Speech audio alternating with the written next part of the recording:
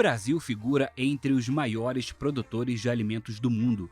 Essa posição foi conquistada graças ao empreendedorismo dos agricultores e ao uso de tecnologias inovadoras. O país aumentou sua produção com ganhos de produtividade sem precisar avançar sobre áreas de florestas ou preservação. Até a década de 1970, os cerrados eram áreas marcadas por pecuária extensiva e atraso econômico.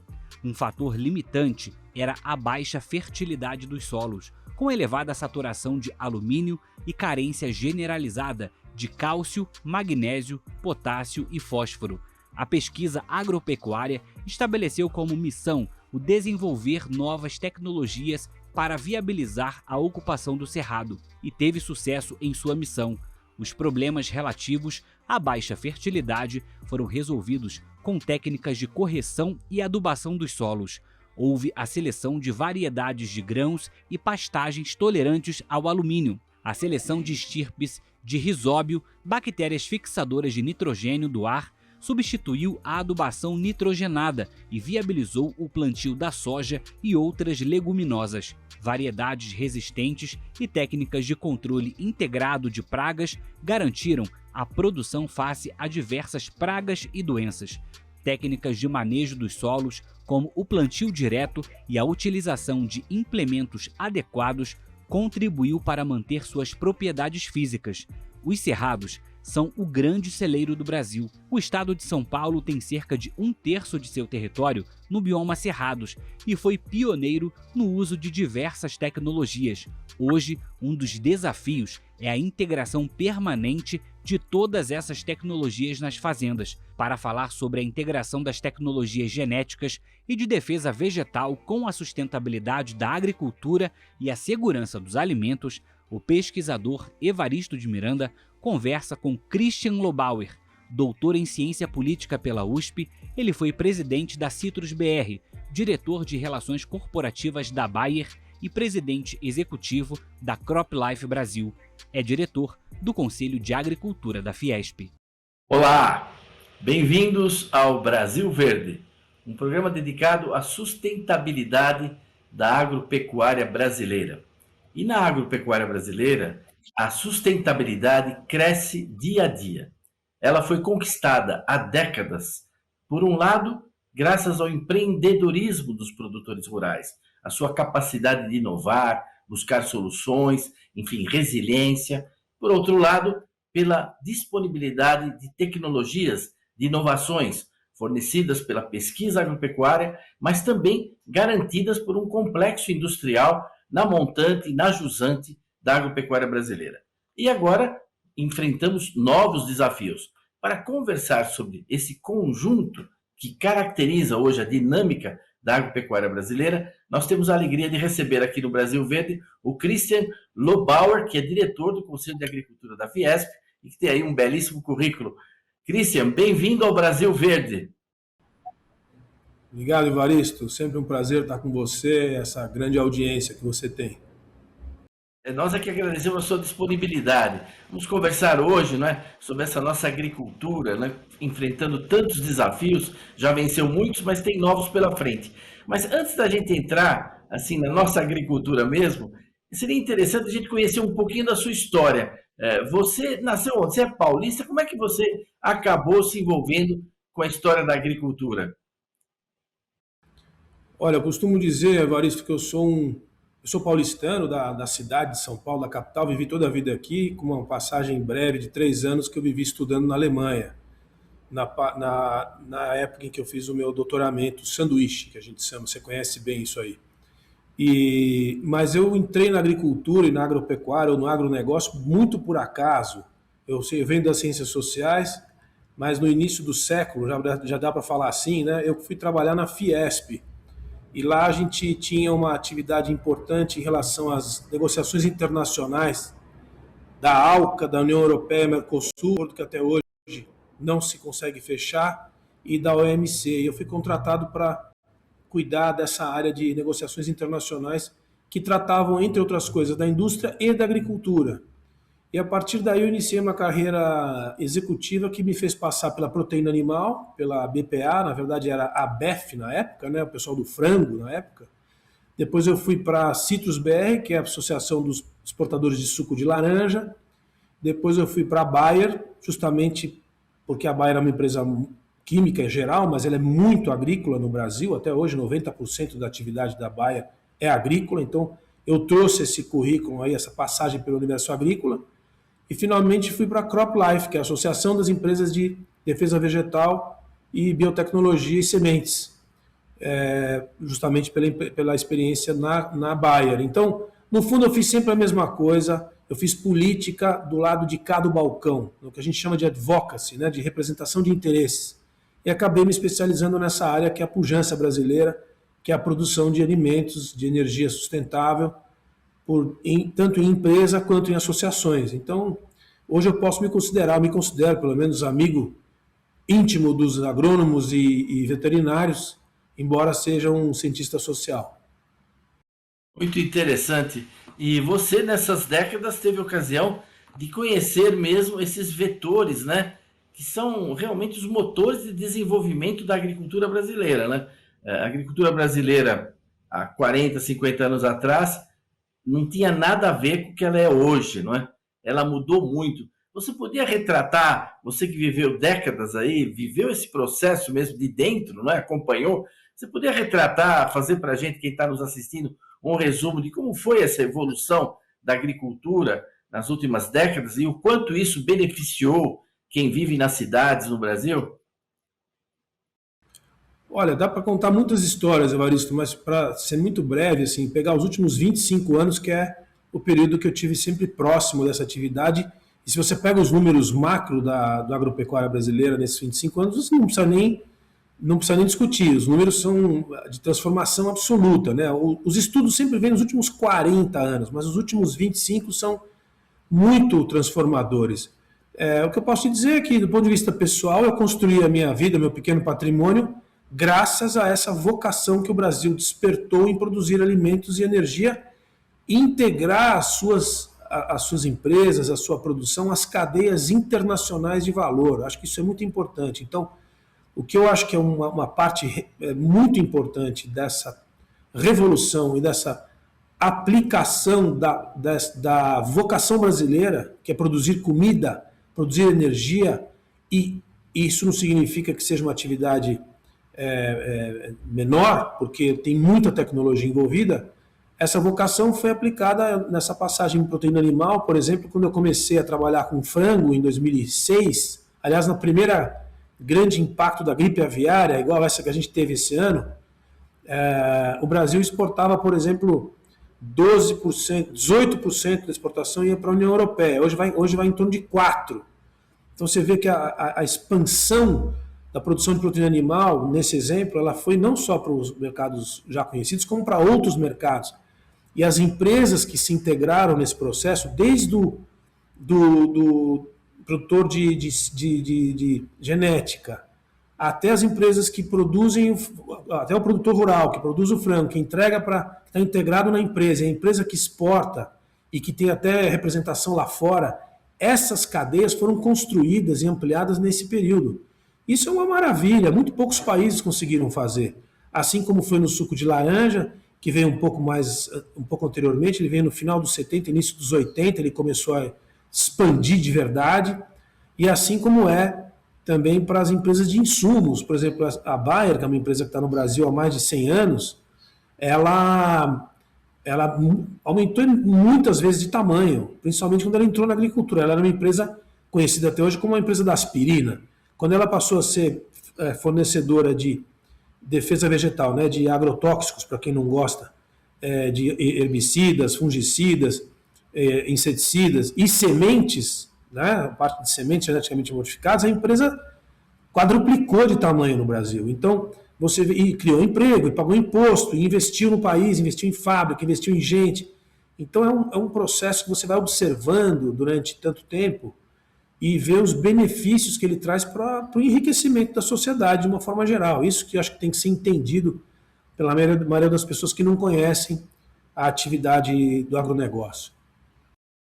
Você participou, não é, diretamente desse processo. Eu também, na Embrapa, participei muito próximo dessa evolução, né?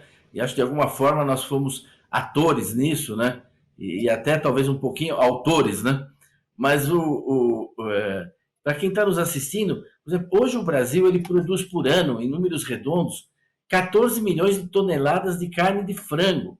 Quer dizer, isso é quase o dobro do que a gente produz de carne bovina. A gente produz muito mais carne de frango, né, do que boi, né? Detém 1/3 do mercado mundial, né? Nós abastecemos o mundo com carne de frango de uma forma competitiva, com qualidade. E talvez só para dar um exemplo para quem nos assiste, né?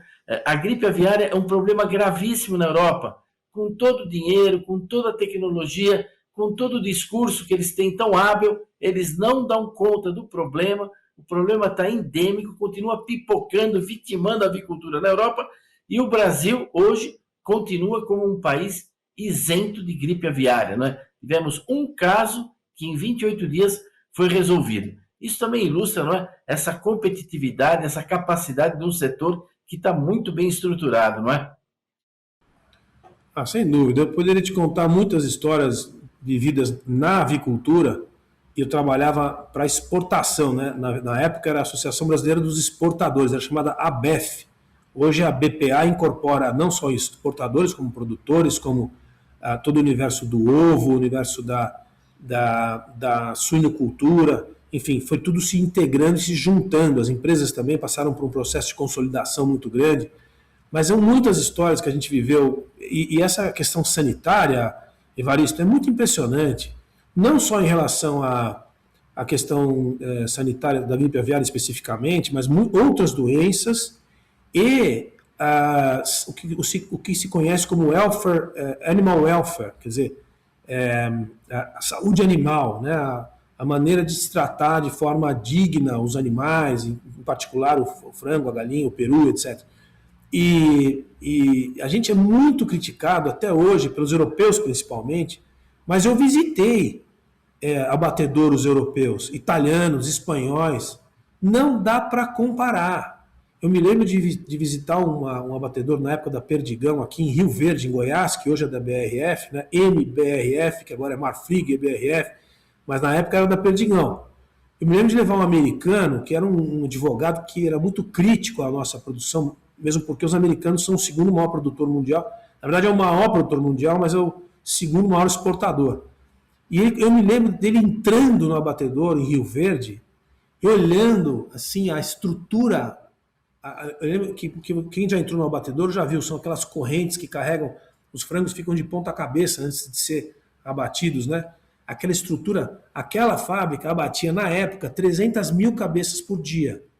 Eu me lembro da expressão do rosto dele. Quando ele olhou aquilo ali, ele nunca tinha visto. Ele nunca tinha visto. A qualidade, a limpeza, a eficiência, os equipamentos eram todos novos.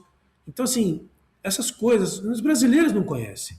Se você entrar no detalhe, eu não quero tomar todo o teu tempo aqui, mas os cortes que o Brasil faz para o Japão, por exemplo, dá um exemplo, kakugiri, que é um corte específico da sobrecoxa, que encaixa no bantô, que é aquela bandejinha que o japonês come na sua refeição. Você tem que encaixar a pecinha de frango no desenho do bantô. Só o Brasil consegue fazer. Você tem que ser capaz de cortar a sobrecoxa entre 27 e 29 gramas na planta fabril. Nenhum país consegue, não tem japonês, não tem francês, não tem americano que faz. Então, para dar um exemplo, é muita coisa de sanidade, de competência técnica, de adaptação aos mercados, mercado halal, que é o mercado muçulmano. É uma coisa impressionante, né? Não, eu acho que esse exemplo que você deu basta, não é, para ilustrar. Nós vamos, Christian, fazer um pequeno intervalo, estamos chegando na metade do programa, e na segunda parte eu queria que você destacasse um pouco o papel que o Estado de São Paulo teve nessa história, né? E ainda tem, e falar um pouquinho dos desafios do futuro. É um minutinho de intervalo e a gente já volta aqui no Brasil Verde, conversando com o Christian Lobauer, que é diretor do Conselho de Agricultura da Fiesp. Até já!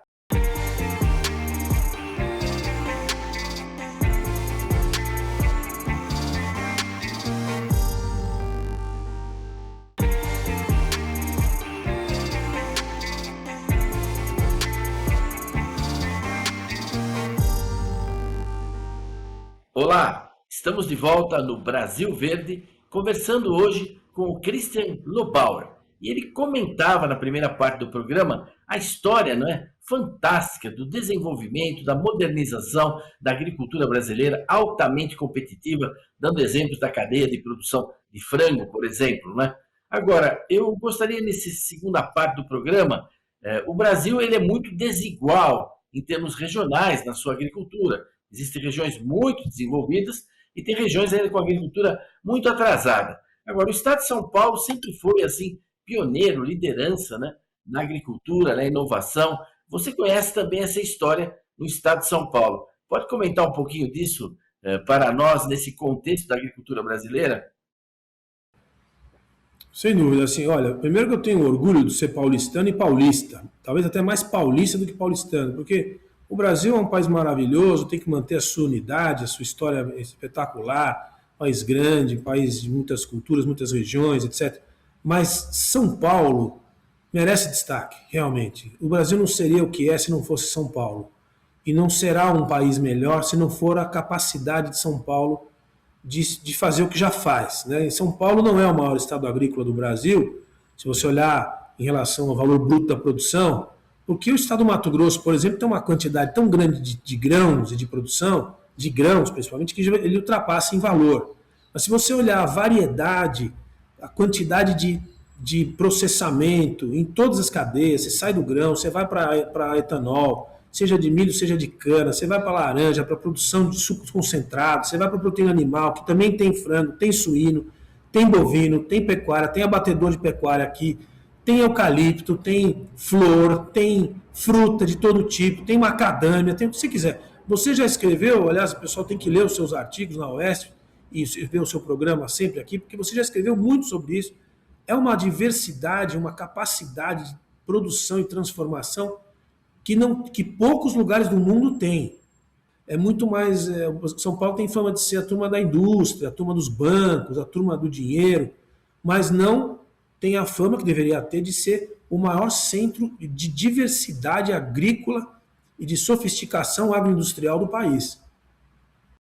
Ele conseguiu, assim, respeitar a vocação das regiões, né? Então, hoje é um dos maiores produtores de cana-de-açúcar, né? De etanol, de açúcar, mas tem também a região da citricultura, que é gigantesca e que no essencial do Brasil está aqui no estado de São Paulo, né? Tem também a sua região cafeeira, enfim, tem toda essa diversificação distribuída aí no território, sempre associada com uma indústria, tanto na montante, né? Fornecendo os insumos, como você disse, como na jusante, porque essa agricultura garante a matéria-prima. Você está aí na Fiesp, né? E eu sempre ouço aí na Fiesp que o agronegócio é a princesa da Fiesp, né? Porque fornece matéria-prima para as mais diversas indústrias paulistas e do Brasil, não é isso? Eu vou te contar uma história, vou tentar ser bem breve. Em 2004, a gente tinha esse debate na Fiesp, ainda antes do final do mandato do Horácio Laffer Piva, em 2004. A gente escreveu um artigo no Estado de São Paulo, que eu contribuí para escrever, quem publicou foi o então vice-presidente Maurício Costin, que dizia assim: agricultura é indústria. Porque esse é um debate que é bobo, às vezes ele volta uma certa rivalidade entre uma coisa e outra. É o que você acabou de dizer. O COSAG, o Conselho de Agricultura da Fiesp, é o conselho mais vivo da entidade, onde tem mais gente, onde tem mais atividade, mais discussão, mais debate, mais empresa nova, mais negócio. Por quê? Porque é uma coisa só, Evaristo, é uma cadeia. O agronegócio vai bem, a indústria vai bem. Você pega uma usina de etanol de milho, dessas 40 que estão sendo construídas no Brasil, é indústria na veia. Equipamento, madeira, vidro, mas também automação industrial, tecnologia, computadores, etc. Então, é uma bobagem esse debate de agricultura versus indústria. É uma coisa só. E o Brasil que anda, a indústria que funciona, está vinculada à produção de alimentos e energia. Então, é muito marcante esse debate aí. Faz mais de 20 anos que a gente escreveu isso, ainda volta essa conversa. A gente tem que trabalhar como se fosse como é a realidade. A agricultura, e a agropecuária, ela é a locomotiva da economia e inclui o setor industrial, sem dúvida nenhuma. Você citou aí, para quem está nos assistindo, ter uma ideia da dimensão, né? A produção de energia na agricultura. A agricultura fornece combustíveis sólidos, porque fornece uma quantidade enorme de lenha, de carvão, que serve na siderúrgica, serve em tudo e até nas pizzarias, né? Mas fornece também combustíveis líquidos, né? Biodiesel, etanol, gasosos, né? Biogás, enfim. E também gera energia por cogeração, né? A cana-de-açúcar hoje fornece aí 16% da energia da matriz energética brasileira. 16% vem da cana. E todas as hidrelétricas juntas dá 11%, né? Todas as hidrelétricas contribuem com 11% da matriz, só a cana garante 16%. E quando a gente pega o conjunto da agricultura, é mais de 1/3 da matriz fornecendo energia. Então, as pessoas também não conhecem essa diversidade dessa agricultura no estado de São Paulo, a sua competitividade e o quanto isso é representativo e importante para o país e também para o exterior, porque o Brasil abastece hoje aí o planeta. Agora, nossa agricultura, nesse ano agora de 2026, tem muitos desafios pela frente, não é? Ela continua muito maltratada, né? Como se ela fosse quase que uma inimiga do país, muitas vezes, nos discursos. É algo impressionante, né? Como se ela estivesse aí simplesmente atrapalhando ou criando dificuldades, ou que ela fosse aí um território no qual você pode se apropriar, tomar terra, tomar bens, etc. Né? Uma insegurança jurídica muito grande no campo. Né? Como é que você vê os desafios aí da agricultura para o futuro? Eu tenho dito, Evaristo, que os maiores problemas brasileiros são, ou 95% dos problemas brasileiros são criados pelos brasileiros. Entre os maiores está esse que você citou. Como é que pode uma sociedade não entender que a sua galinha dos ovos de ouro é essa que nós estamos comentando no seu programa e tratar a galinha dos ovos de ouro como um inimigo da sociedade? É muito impressionante o que se faz no Brasil em relação a esse setor. Ele é maltratado pelo comando político do governo de plantão atual, ele é maltratado pelo Supremo Tribunal Federal, ele é maltratado pelo Ministério Público, ele é maltratado pelas universidades, ele é maltratado pelas escolas de básicas e de segundo grau, ele é maltratado pela imprensa e ainda a maior representação, mais organizada a representação do Congresso Nacional, que é a Frente Parlamentar, ela é judiada por todos esses atores aí que tratam ela como se ela fosse uma destruidora de patrimônio nacional, destruidora da natureza, inadimplente fiscal, agressiva, arrogante. É um negócio muito impressionante. Eu acho que a gente tem que enfrentar essa luta como nunca. Começando pelo ano que vem. O ano que vem eu acho que tem uma eleição geral, a gente tem que virar essa página, e para virar essa página a gente tem que escolher outras lideranças que conhecem minimamente o que a gente está conversando aqui desde o início do programa, você entende? Por exemplo, propriedade privada é uma coisa que já deveria estar entendida no Brasil há muito tempo. Invasão de propriedade privada está na Constituição. Não pode ser, é um dos princípios básicos da vivência democrática e constitucional, respeitando a Carta de 88. E a gente não conseguiu ainda chegar nesse ponto. É uma coisa muito, me impressiona demais. Sem falar aqui de marco temporal, licenciamento ambiental, muito seguro rural, muitas outras pautas, ferrogrão, muitas outras pautas que a gente pode elencar aqui sem fim, que são contra a produção de alimentos e energia sustentável. É uma coisa muito impressionante. Eu te elenco aqui 25 projetos de lei que são contra a atividade que mantém esse país de pé, que faz o Estado de São Paulo ter 180 bilhões de dólares de exportação no agro e faz esse país ter superávit exportador e reserva de 350 bilhões de dólares. Se não fosse essa atividade, esse país estava de joelhos, estava quebrado. E a gente enfrenta isso em todas as frentes. Enfrenta essa incompreensão, vamos dizer assim, em todas as frentes. A acadêmica, a Ministério Público, o governo do Estado, universidade. É muito impressionante. Mídia. Isso é uma das tragédias, né, que a gente vive, né? Um ambiente assim esquizofrênico, né? As pessoas, você chega com argumentos, você quer conversar com argumentos e ele vem com convicções, né? com convicções, ele não quer te ouvir, ele não tem argumento, ele tem convicções, né? Que o setor é isso, o setor é aquilo, etc. E tal. E o setor sofre com isso, paga um custo Brasil muito pesado, né? Muito pesado mesmo. Agora, nós temos que continuar, né? Persistindo, como sempre foi o marco, né? A maneira de ser dos produtores rurais. Isso, todo esse setor inteiro tem que estar junto, desenhando um futuro melhor para essa agricultura. Quer dizer, um país que não tem um plano para o país, é claro que ele não tem um plano para a sua agricultura também, né? Eu queria te passar, assim, a palavra, nós estamos chegando já no final do programa, mas para você poder fazer as considerações sobre aqueles que você gostasse de resumir e passar como mensagem aí da sua experiência, todos esses anos na agricultura, olhando aí todo o seu conjunto, inclusive com uma ampla visão internacional. Obrigado, Evaristo. Olha, eu tenho sido convidado para falar em alguns fóruns sobre se o Brasil é viável ou não é viável. E a resposta é óbvia, é lógico que ele é viável. Só que, e aí vem o só que, a gente tem que fazer muitas coisas que a gente não está fazendo. Tem um amigo meu que diz que o Brasil vai dar certo, mas antes ele vai tomar todas as decisões erradas, antes de dar certo. É mais ou menos como se a gente estivesse nesse período, tomando todas as decisões erradas. Mas é muita pujança, é muita riqueza, tem gente inteligente, tem empresa boa, tem essa, vamos dizer assim, a faixa da sociedade que está nos grotões do país produzindo alimento e energia. E esse Brasil, por mais que a gente erre, ele é muito difícil dele não ir para frente. Mesmo porque o mundo demanda isso do Brasil.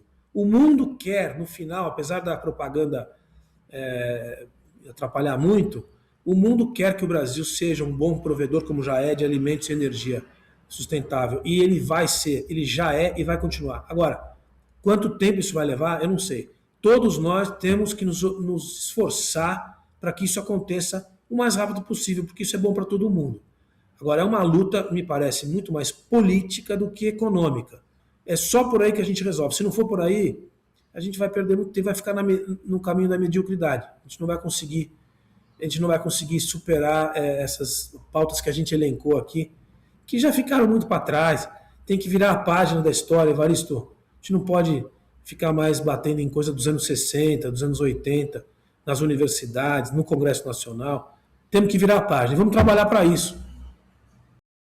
Vamos trabalhar para isso, sim. Estamos todos aqui empenhados nisso. Cristian, queria agradecer muito a sua disponibilidade, ter estado aqui conosco no Brasil Verde. Espero que a gente tenha ocasião de estar de novo com você, aí já com alguns temas mais específicos. E quero agradecer também a todos que nos acompanharam, a essa audiência, e convidá-los a estarem conosco aqui na semana que vem para mais um Brasil Verde. Até lá!